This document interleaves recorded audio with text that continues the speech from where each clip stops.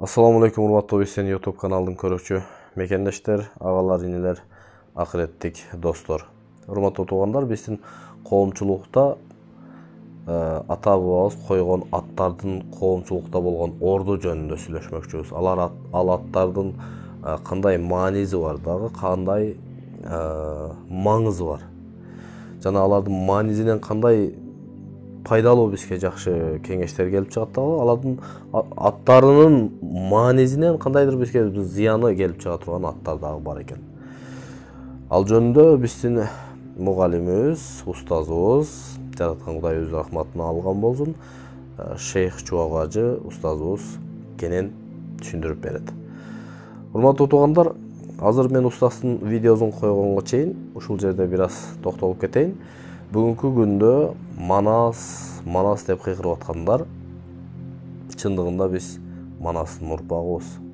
Биздин атабыз ошол журтту бириктирген, урууну бириктирген, жана кыргыз деген улутту бийик туткан баатыр атабыз бул Манас чындыгында.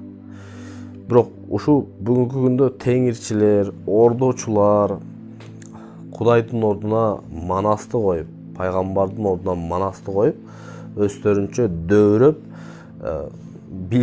бизчелик билеттир Манас жөнүндө. А бирок Манастын 7 осуятынын бирөөнү өздөрү дагы мындай жашоонда аткарып көрбөгөн. Биз башка нерсени четке кагабыз дагы, бир гана Манастын ураанын кармайбыз, жана салтыбызды кармайбыз дейт. Биздин динибиз эч качан Манасты кармоо деген жер жок. Манас атабызды биз баатыр, кыргызды жетектеген жана кыргыздын лидер, жетекчи баатыр болгон деп эсептейбиз, ишенебиз. А бирок бүгүнкү теңирчи туугандар, ордочу туугандар эмне кылып атат десе, Кудайдын ордуна Манас атаны коюп алгандар болуп атат. Ошондуктан туугандар, бул коомчулукта биздин пикирибизди, оюбузду булар чээлештирип атат. Ошолор чээлешпештиги үчүн эмне кылыш керек десе, ушул чээлешкен нерседен чыгыш үчүн бүгүн биз билим алышыбыз керек. Манас атабыз ким болгон, Семетей ким болгон, Сейтек ким болгон, Каникей айнебиз ким болгон, Курманжан датка ким болгон, мына ушулор жөнүндө биз маалымат топтошубуз керек, карашыбыз керек, билим алышыбыз керек, китеп карашыбыз керек экен. Анда туугандар, биз устаз Чубак ажынын ушул Манас атабыз жөнүндө, анын атасынын атынын мааниси жөнүндө айткан бир жакшы видео блогу бар экен. Мен ошону таптым. Ошону сиздер менен бөлүшмөкчүмүн. Андыктан урматтуу туугандар, эгер ушул биздин видеобуз жаккан болсо, лайк басып, биздин каналга катталып, башка бир туугандар менен бөлүшүп коюңуздар. Башка бирөөлөр дагы ушул нерседен түшүнүк алып, жашоонда жараткан Кудай ким дагы, Манас атабыз ким, пайгамбарыбыз ким дагы, башкасы ким, мына ошолор жөнүндө туура так бир билим алсын. Анда устаз Чубак ажы айткан сөзгө көңүл бурайлы. Көрүңүздөр. Анбаана Аффан.